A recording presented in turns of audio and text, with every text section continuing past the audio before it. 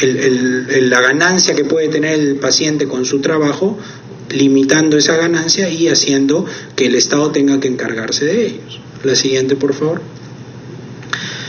Y en Brasil vieron lo mismo. Los costos, el total de costos de la enfermedad era alrededor de 33.000 reales, y lo que se vio es que los costos directos del pagador eran alrededor del 50%. ¿Qué significaba esto? Que el 50% del costo de la enfermedad era las atenciones médicas, la medicina que iban a utilizar, y los costos indirectos era alrededor del 20%. Lo que el paciente tiene que gastar propio en su enfermedad, fuera de lo que el Estado gasta, es 20% del costo total de la enfermedad, que es una cifra sumamente alta en un país como Brasil. La siguiente, por favor. Y no solo eso, se vio que si los pacientes, estaban estables y no tenían ninguna recaída, o sea, el paciente estaba estable sin ninguna crisis de la enfermedad, el costo promedio por cada uno era alrededor de $2.000. Pero si es que el paciente tenía una recaída, este costo en los siguientes 3 meses casi se triplicaba, alrededor de $7.000-$7.500.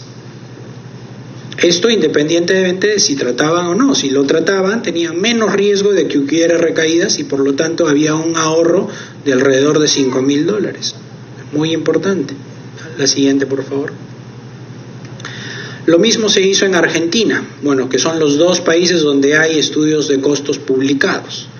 Y en Argentina simplemente les he traído esto para que puedan ver que el total de costos, de acuerdo a la escala de discapacidad en un estadio leve, moderado, severo, se puede hasta duplicar, ¿no? De $38.000 anuales que gastan cuando el paciente tiene una enfermedad leve, puede pasar hasta $50.712 anuales si es que el paciente llega a tener una escala de discapacidad más alta. La siguiente, por favor. Lo mismo que vemos aquí, los costos se incrementan a medida que el paciente comienza o que la enfermedad progresa. Y entonces, eso se estimó que si nosotros teníamos una intervención terapéutica temprana y oportuna, los costos de la enfermedad se iban a disminuir. Y se vio aquí que el paciente sin intervención, este es su costo previsto estándar, a medida que va avanzando su enfermedad, puede gastar $30.000, $40.000, $50.000, $60.000 al año. Pero si nosotros tenemos una intervención temprana oportuna, sus costos anuales como que se estabilizan. Y es por eso que es muy importante tratarlos, hacerles control, hacerles seguimiento, porque no solo va a mejorar la enfermedad, sino también los costos van a ser mucho menores. La siguiente, por favor. Hazle un clic ahí. Clic.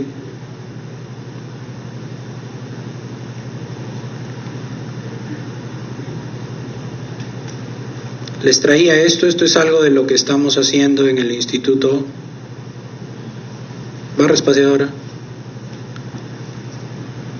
No, regresa, por favor. Ahí, ¿no lo lee?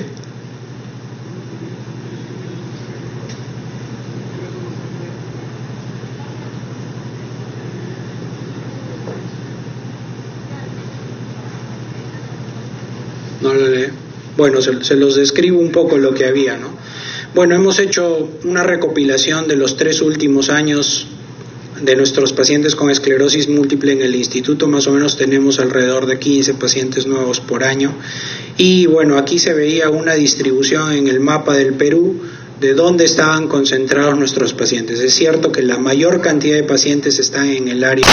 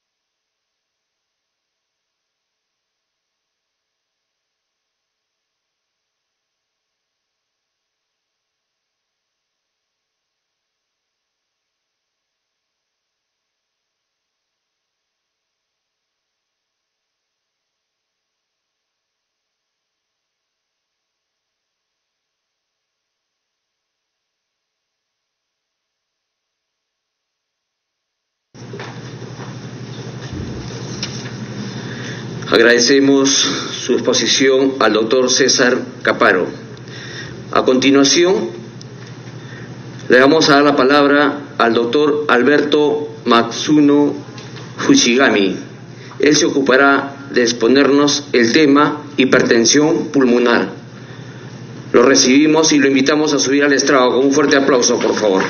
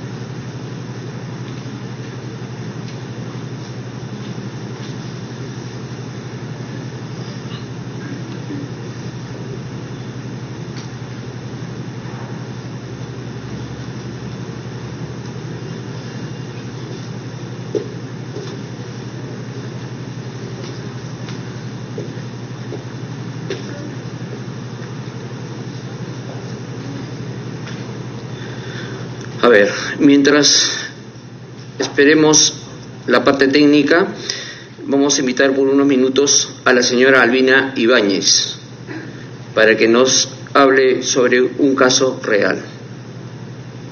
Lo recibimos con un fuerte aplauso, por favor.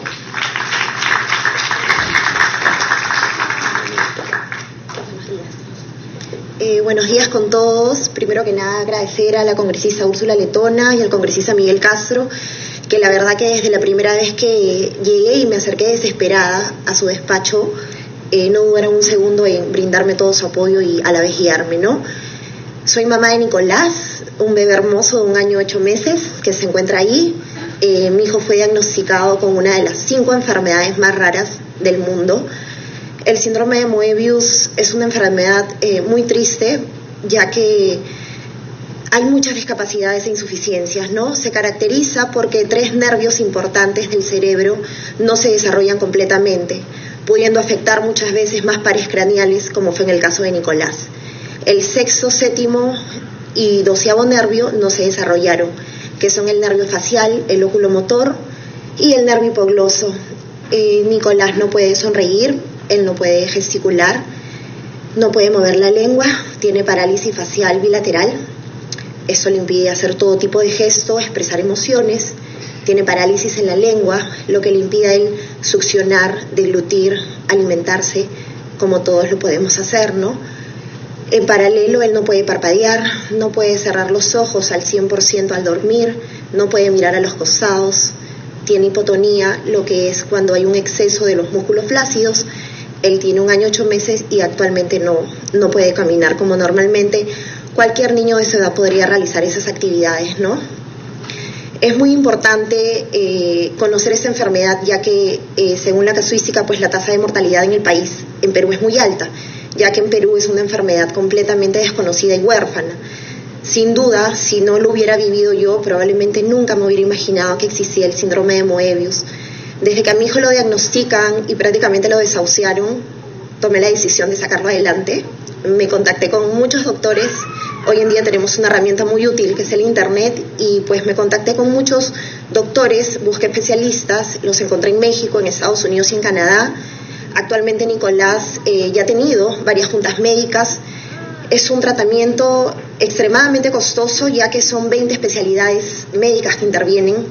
Las juntas médicas son extremadamente altas, Son 7 terapeutas en paralelo que lo tienen que tratar: terapia sensorial, ocupacional, de lenguaje, orofacial, para el habla, terapia física, neurorehabilitador, y es un tratamiento multidisciplinario, ¿no? Sin embargo, he tenido la bendición de haber llegado a México y no solamente haber conocido a los mejores especialistas, ¿no?, que nos dieron una luz de esperanza, sino también haber conocido niños con la misma condición médica de mi bebé, pues, y ver que hoy en día hay hasta doctores en México que tienen su enfermedad y que gracias al tratamiento oportuno, gracias a un diagnóstico temprano, pues hoy en día han logrado ellos, con tratamiento y operaciones, tener una vida plena, feliz, independientes, han logrado superar todas esas discapacidades e insuficiencias y sobre todo vivir, ¿no? Y vivir, pues creo que como todos nos merecemos. Actualmente vengo luchando por mi bebé todos nuestros días, de lunes a sábado, muchas veces domingos, son 5 o 6 horas de terapias diarias, y así es como he logrado, pues, que Nico empiece a ganar bastantes batallas, ¿no? De hecho, él antes, por la hipotonía, se le caía la cabeza, los brazos, era como un muñequito de trapo, y tuvo muchas veces hospitalizaciones por el tema de la deshidratación, desnutrición, ya que no puede alimentarse. Hoy en día logré conseguir un biberón que los doctores en Perú no conocían, ¿no? De frente dijeron, se le tiene que poner sonda. Muchas veces generalizan porque simplemente no conocen sobre esta enfermedad, ¿no? Investigué y hoy en día, pues, traigo unos biberones japoneses, y con ese biberón, que viene con una válvula y regulador, he logrado que mi hijo no vuelva a caer en deshidratación, en desnutrición. Él logró levantar la cabeza, logró sentarse, ya gatea, hoy en día se para, se empieza a sostener solo, y sé que en muy pocos meses Nicolás, pues, va a empezar a caminar. Pronto, Dios mediante, estamos regresando nuevamente a México y Estados Unidos. Nuestro proyecto es quedarnos 6 meses allá, donde Nicolás, pues, tenga tratamiento por realmente los especialistas en esta condición médica, ¿no? México y Estados Unidos es uno de los países que tienen mayor cantidad de niños con este síndrome. Acá en Perú, Nico es el primer niño que ha llegado a la mano de los doctores, a pesar de que ha recorrido todos los hospitales del Estado en un principio, y en paralelo también todas las clínicas privadas, ¿no? Tanto para terapias como para que lo puedan evaluar los doctores.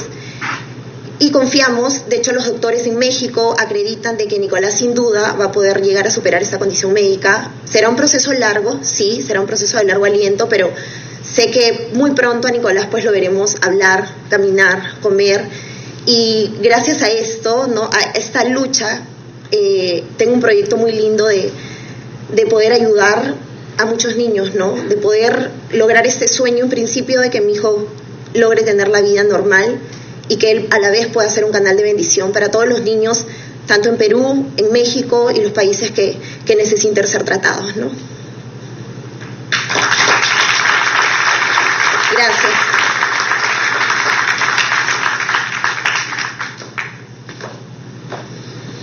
Agradecemos a la señora Albina Ibáñez por tu participación en este importante simposio. A continuación le vamos a dar la palabra al doctor Alberto Matsuno Fushigami para que nos hable el tema hipertensión pulmonar. Bienvenido, y lo recibimos nuevamente con un fuerte aplauso. En primer lugar, muy buenos días a todos ustedes. Agradecer a los congresistas especiales, a la doctora Úrsula Letona, por la invitación y el haber auspiciado este evento, que es muy importante para la colectividad civil y para la colectividad médica, y saludar a los colegas neurólogos también en la presente mesa. El título de hipertensión arterial pulmonar significa presión alta en el pulmón. ¿Por qué se produce esta anomalía en el pulmón? Y es lo que trataremos de ver en unos minutos. Para esta charla, en realidad, a pesar de ser conferencista e investigador en varios proyectos, no tengo conflicto de intereses, de tal manera que haré una charla libre, sin ninguna presión para este motivo. Empiezo con esta pintura del año 1506, que representa a las ánimas en el purgatorio, es decir, al paso en que estas almas están de descanso para subir al reino de los cielos, que es este purgatorio es el mundo de las almas en vida o cercana a la muerte. Y esta imagen es semejante a lo que ocurre en los pacientes con hipertensión arterial pulmonar. Los pacientes con hipertensión pulmonar que no reciben tratamiento o que no se diagnostican en forma adecuada fallecen en menos de 3 a 5 años. De tal manera que antes de la década del 2005 y 2010 no teníamos, certeza de cómo manejar a este tipo de pacientes. Y quiero darle este primer video motivacional en relación a esta enfermedad y vean ustedes qué es lo que sucede.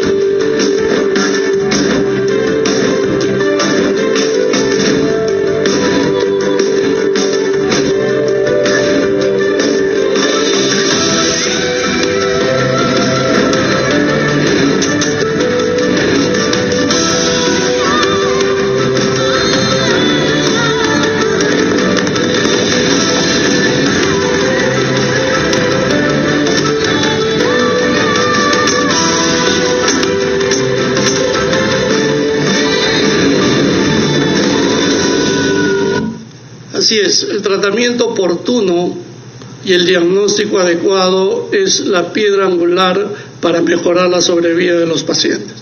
Y en el mundo aparecieron un grupo de investigadores que se reunían cada 5 años y formaron una serie de consensos y modificaron los esquemas de tratamiento y de clasificación de los pacientes.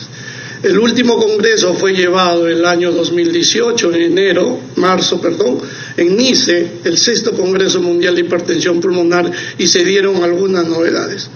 De tal manera que en el pulmón, como ustedes pueden ver aquí, esta es la arteria normal, pero conforme avanza la enfermedad, la arteria pulmonar cambia, se engruesa, se deforma, aumenta la resistencia y eso hace que aumente la presión en la arteria pulmonar. Pero a la vez, esta presión en la arteria pulmonar genera una carga aumentada en el lado derecho del corazón, es decir, en el ventrículo derecho del corazón, y de tal manera que este ventrículo crece en forma muy grande, más grande que el ventrículo izquierdo, porque el ventrículo comienza a claudicar, porque esta presión elevada en el pulmón regresa al ventrículo derecho y la claudica, la hace fallar, porque el corazón derecho es totalmente diferente al corazón izquierdo. Y aquí a mis amigos cardiólogos yo siempre les digo que ellos manejan muy bien la insuficiencia cardíaca izquierda, pero no manejan bien la insuficiencia cardíaca derecha. Y en broma les digo, el corazón derecho pertenece a los neumólogos porque está cercano al pulmón.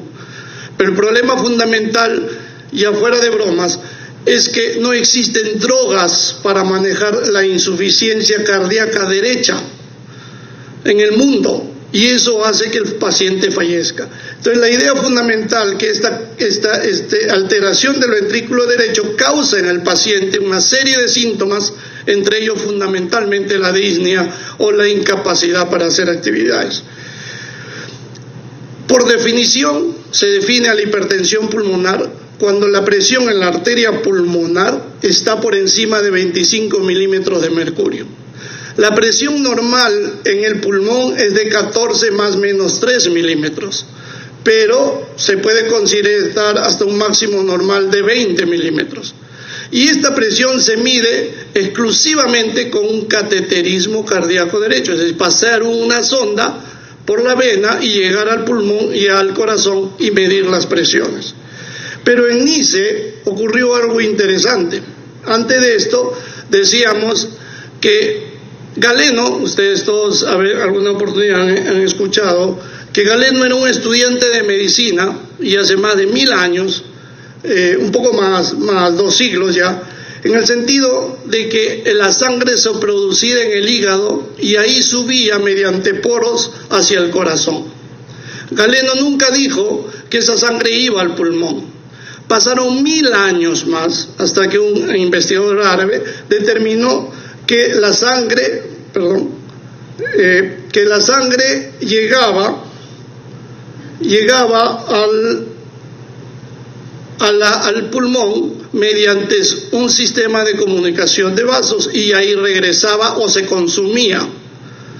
No es nada más que más o menos hace más de un poco más de medio siglo más, es donde recién se determina que la sangre recircula en nuestro organismo. Y esto es una interacción cardiopulmonar. Entonces, esta es una resonancia en que nos indica ver las cavidades cardíacas derechas e izquierda, y en donde estos son pacientes nuestros que tuvieron hipertensión arterial pulmonar. Entonces, en el año 1929, un urólogo, el doctor Fortman, se introdujo una sonda y midió algunas presiones. Después de más o menos 20 años más, el profesor Drasler vio un paciente, usó la técnica de Grossman y midió las presiones que ustedes ven ahí. La presión en la arteria pulmonar, una media de 53, me parece, y la presión arterial sistémica, la que vemos todos los días, está entre 135 y 90. Y a nivel de la anatomopatología, miren esos cambios que ocurrió. Y entonces el 6º Congreso Mundial nos dijo que la brecha entre 20 y 24, antes de los 25, ¿qué debería ocurrir en esos pacientes? Y lo que nos ha demostrado que existe una diferencia importante en este tipo de pacientes y que ocurre cuando un paciente no llega a 25, pero tiene entre 21 y 24. Lo que ocurre es lo siguiente, que hay un aumento de mortalidad en estos pacientes, cuando la presión está cercana entre 19 a 25, y este aumento hace que haya una serie de eventos en donde, a pesar de que no tienen 25, ya tienen manifestaciones de hipertensión pulmonar. Y hoy por hoy la idea es que se baje la presión cuando uno hace un cateterismo cardíaco derecho. Y esta es la sobrevida que ocurre en ese sentido. Entonces, por definición, hoy sabemos que puede ser más de 20 y tenemos que conseguir por cateterismo todos estos valores hemodinámicos. También vemos que la hipertensión arterial pulmonar está en aumento, ¿no? Pero aún no tenemos la cura de la enfermedad y hay pocos centros que manejan este tipo de problemas. Los diferentes registros en el mundo han demostrado que hay un aumento de edad en comparación con el registro americano y el registro francés. Y el registro alemán ha demostrado que hay más pacientes con mayor edad que tienen hipertensión arterial pulmonar. Y todos demuestran que la supervivencia de estos registros al primer año es de 68%, al tercer año es 48% y al quinto año solo el 34% con tratamiento. Es decir, si el paciente no recibe tratamiento, el paciente fallece, y un tratamiento adecuado. Y estos son los cambios que ocurren en el pulmón.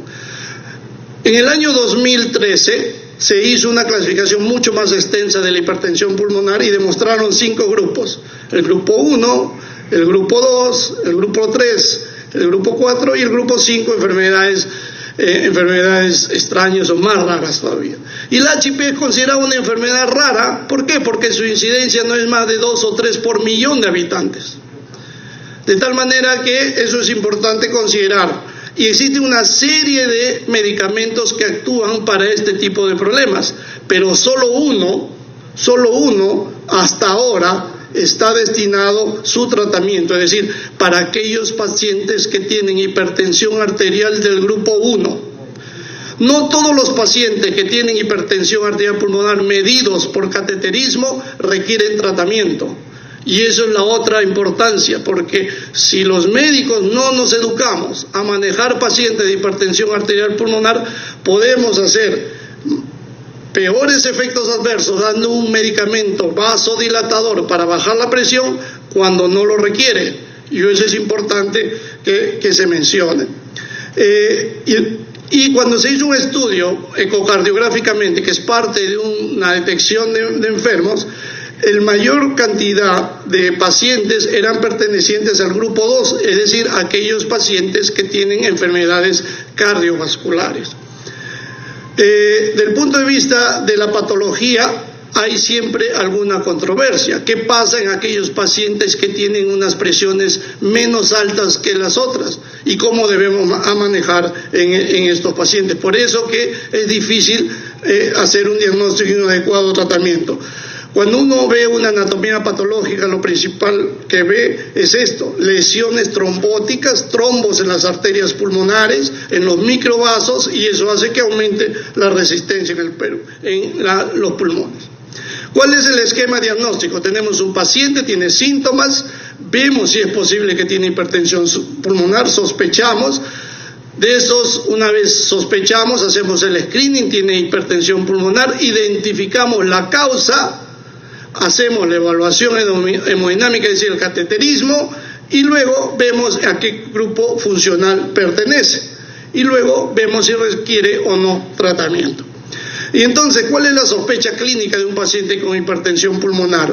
Tiene cansancio fácil, tiene una sensación de presíncope o síncope, es decir, el paciente se marea, tiene dolor en el pecho, o a veces viene por insuficiencia cardíaca.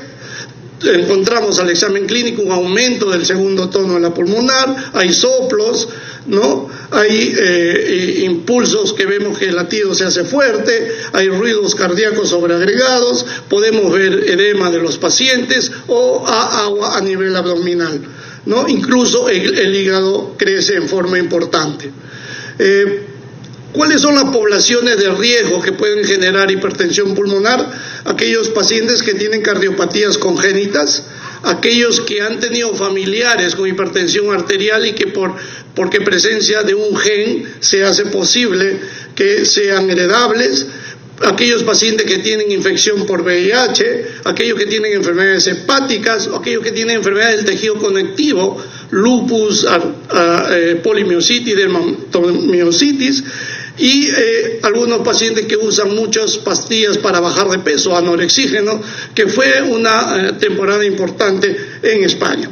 Y este es el fluxograma, que no los quiero ayudar, pero lo importante es que se hacen estos exámenes: ecocardiografía, tomografías, gamografías y cardioresonancia para determinar los hallazgos de las diferentes etiologías de estos diferentes grupos. Y aquí en la cardioresonancia, cuando lo hacemos para ver respuesta al tratamiento y ver las anomalías anatómicas. Este es el caso de una paciente que llegó con síncope y que tenía esta imagen muy grande de la aurícula y el ventrículo derecho, comparando con el ventrículo izquierdo. Y este es el tratamiento. El tratamiento vasodilatador pulmonar.